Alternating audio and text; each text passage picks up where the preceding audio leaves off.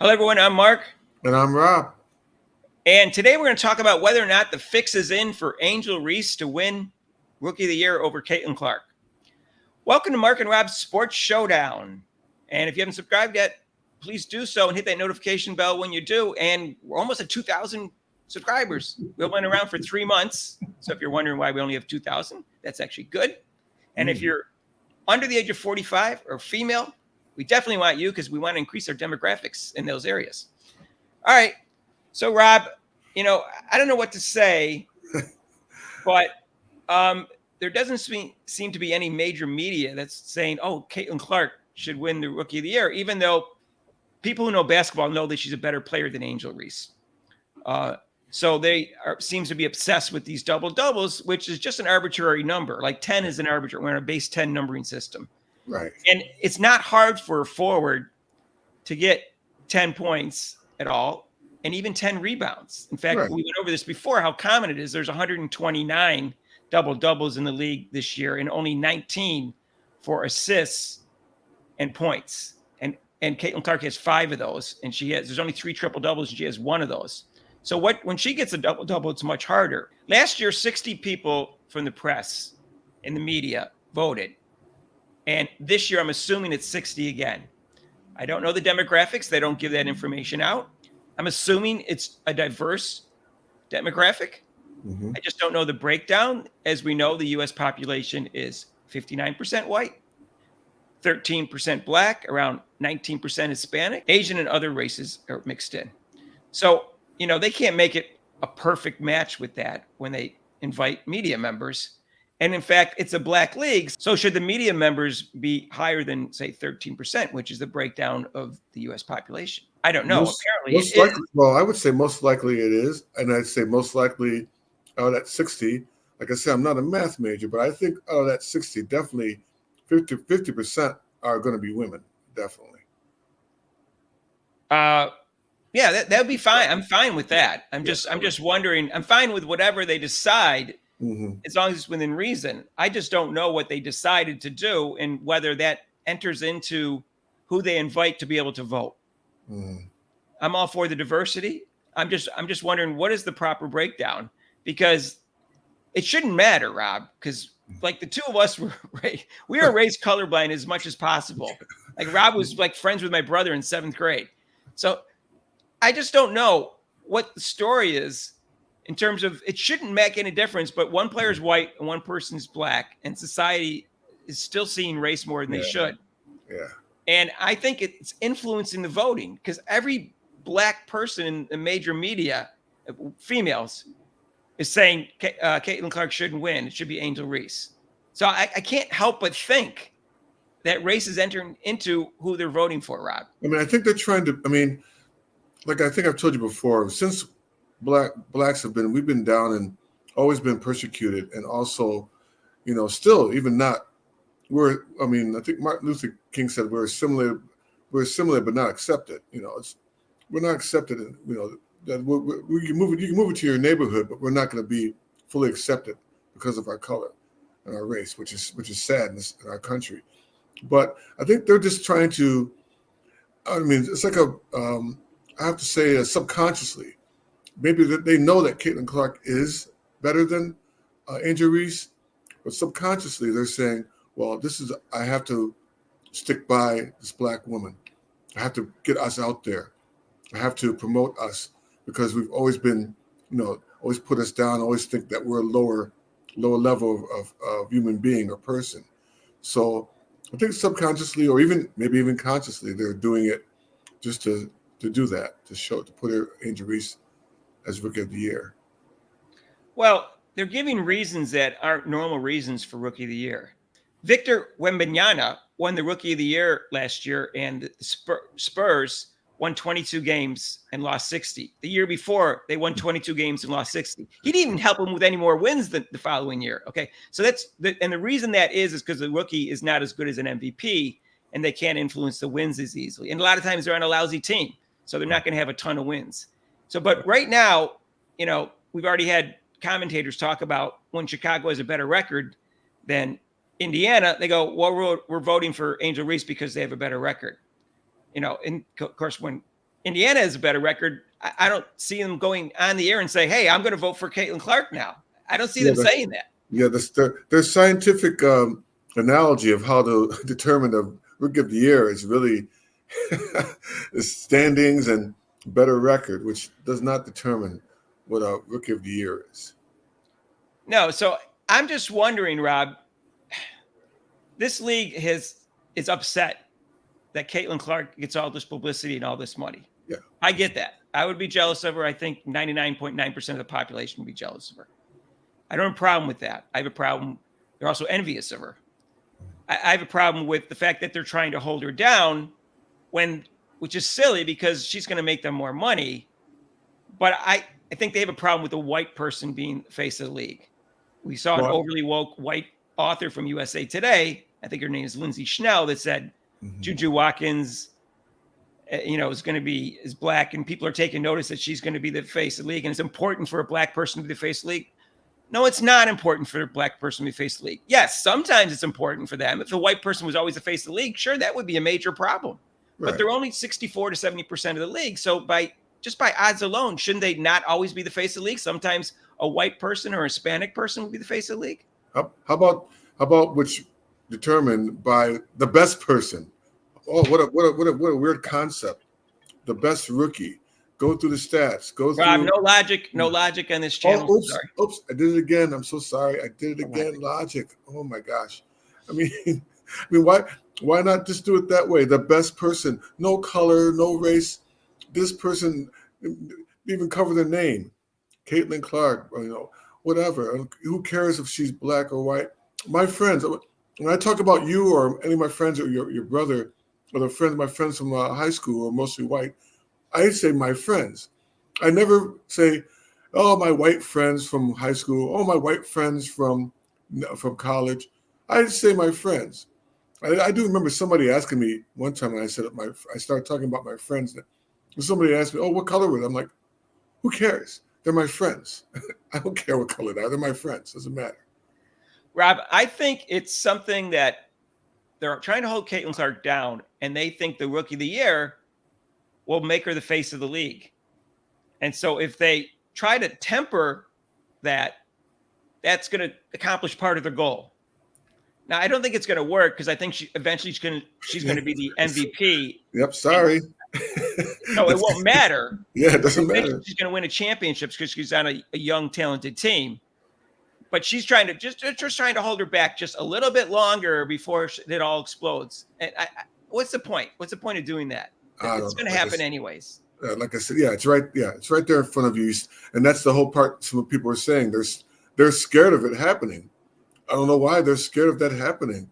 But that's kind of dumb because don't be scared, as we say. Don't be scared. It's going to happen, and so just let it happen. And it's not a bad thing. It's a good thing. It's good for the players. It's good for the league, and with the media, stop it. Just go with the flow. Don't sit my line, Rob. I heard that from somebody. I didn't know if I heard that. I heard it from somebody. I mean, yeah, the media. Just go with the right. Why are you holding back? Why are you not promoting this instead of just putting it out there like, well, yeah, it's Caitlin Clark, but we have this Angel Reese person, and she's no. Just Rob, I don't know what to say. I think that when these bobbleheads on ESPN talk about the criteria and they're obsessed with the double doubles, which again is overrated, they never talk about the most important thing for a player. And that's how much better you make your teammates. Right. And Caitlin Clark wins by a country mile over Angel Reese. It's not even close. In fact, I would argue that right now, over anyone in the league, not just rookies, she makes her teammates better by a large margin over anyone else. The only person that can come close is Chelsea Gray, and she's at half skill right now. So if we're talking about this year, because she's coming back from an injury. And you can just tell by her passing and how she runs this fast court offense, how she sets it up so that her teammates get layups and wide open threes because she draws so much attention. And the defense is not set because of how she runs the offense. And that's making your teammates better. Open shots. What more could you want? And not even that, Mark. Which rookie did Angel Reese come out and get double teamed every game? Did she have a tough schedule in the beginning? Was she the most criticized? Was she getting? I mean, she probably was getting some bad media or some bad responses, but not as much as Caitlin Clark, who you got.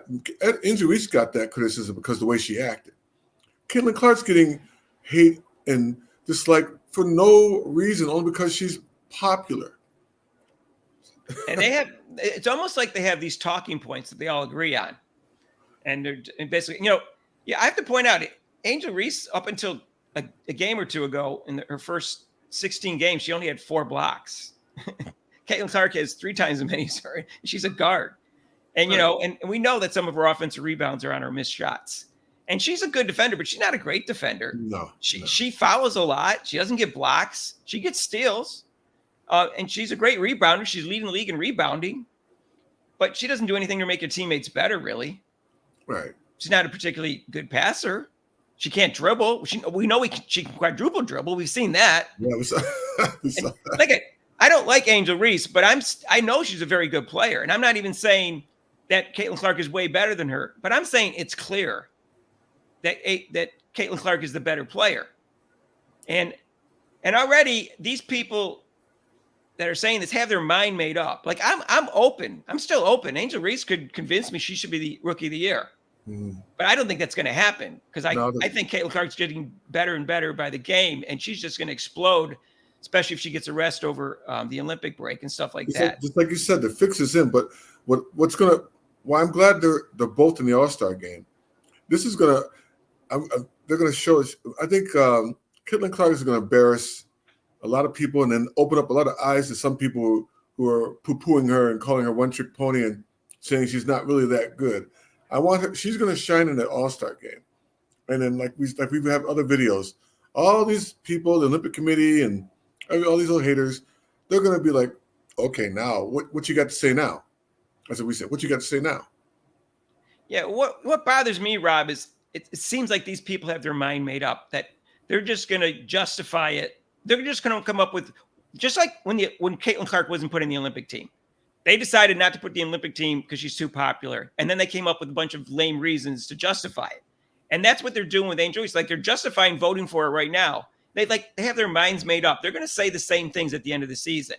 I don't have my mind made up. It's clear to me she's better, that Caitlin Clark is better now.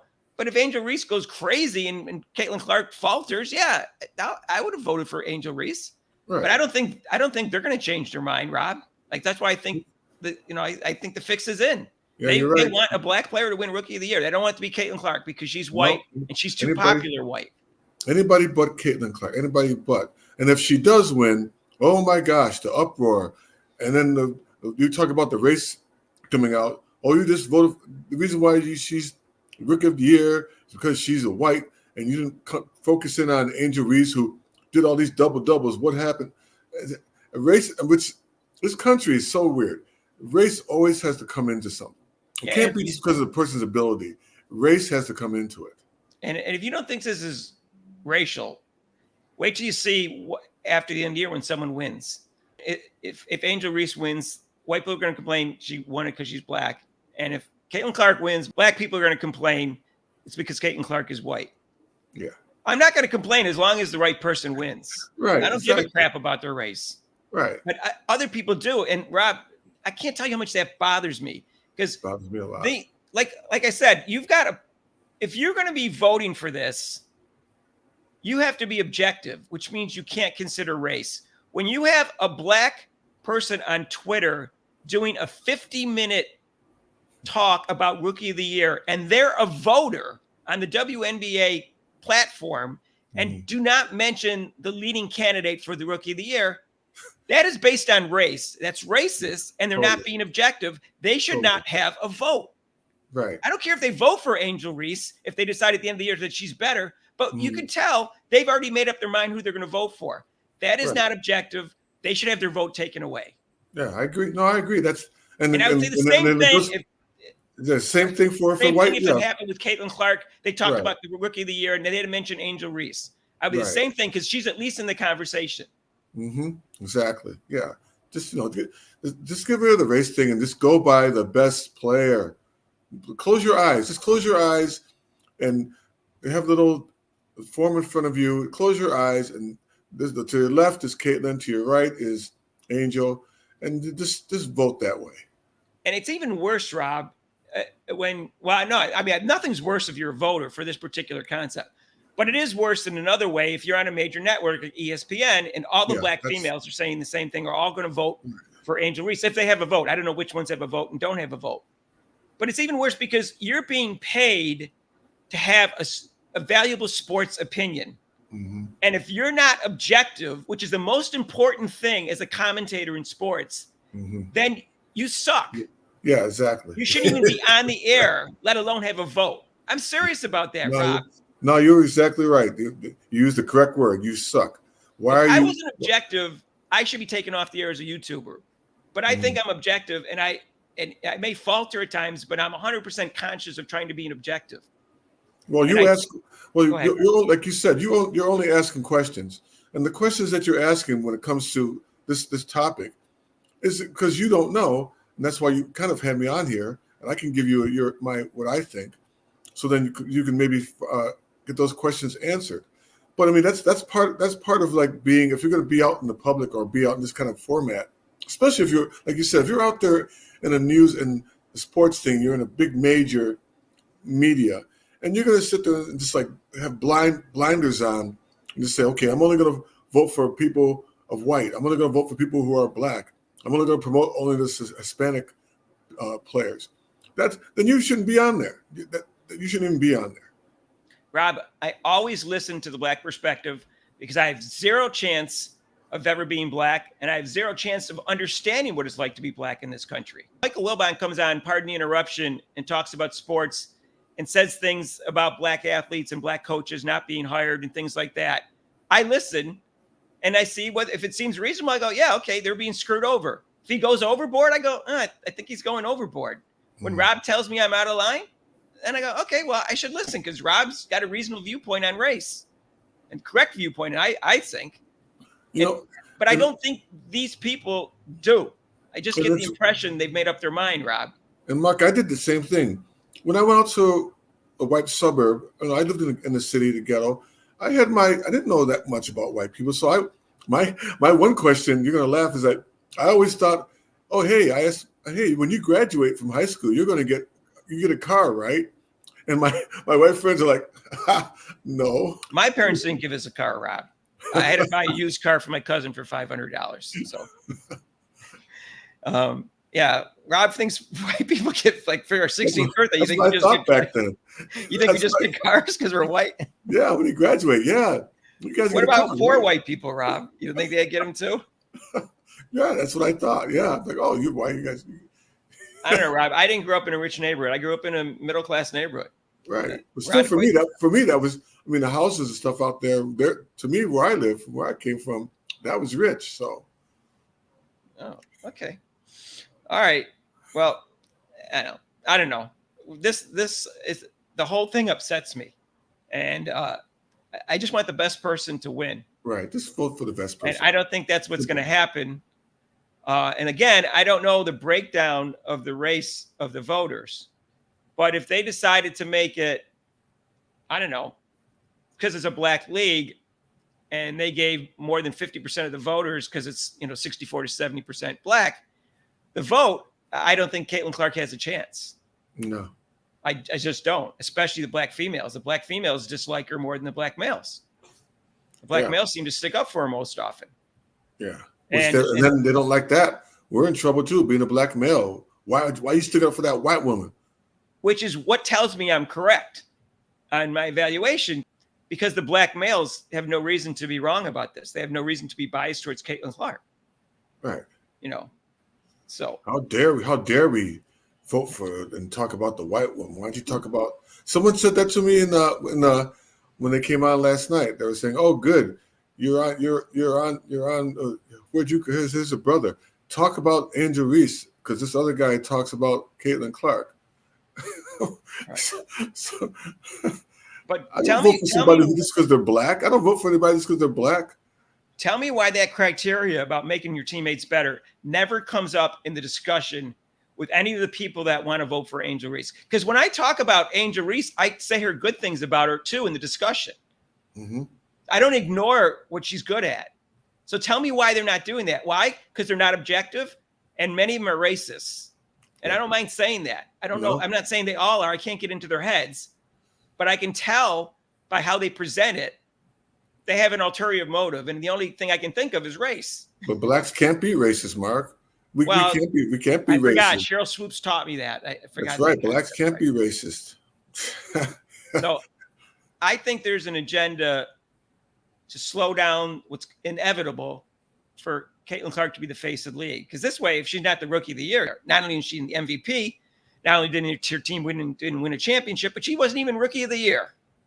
So that's what they're going to say. It's not going to fool anybody because everybody knows by her popularity she's the face of the league. And they're also going to see, as long as she doesn't falter down the stretch, that she's a great player and will be the best player in the league, I believe, at some point. I could be wrong. You can tell me I'm wrong. I don't care. Just give me logical arguments for and facts, not like Angel Reese is, you all crazy. Angel Reese is 5 times better than Caitlin Clark. Okay, whatever. Okay, yeah. Fine. That's not an argument. Okay. Yeah. All right. All Anyways, that's their take for today. Let us know what you think. I don't really like talking about race, Rob, but when I see that, I get the impression the fix is in, and I agree with other people that are starting to say this now.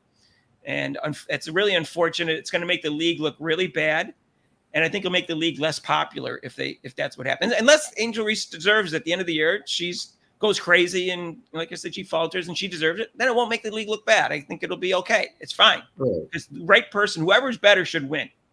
Right. Just like we talked about, face of the league. Who's ever the best player and most exciting player should be the face of the league. And then NBA, the best player is not always the face of the league. Same thing in football. Sometimes it's the best and sometimes it's the most exciting, or a combination of the two. And that's the way it should be. And then, Mark, the money that I put on the odds with Angel Reese, I'll be with big money, man.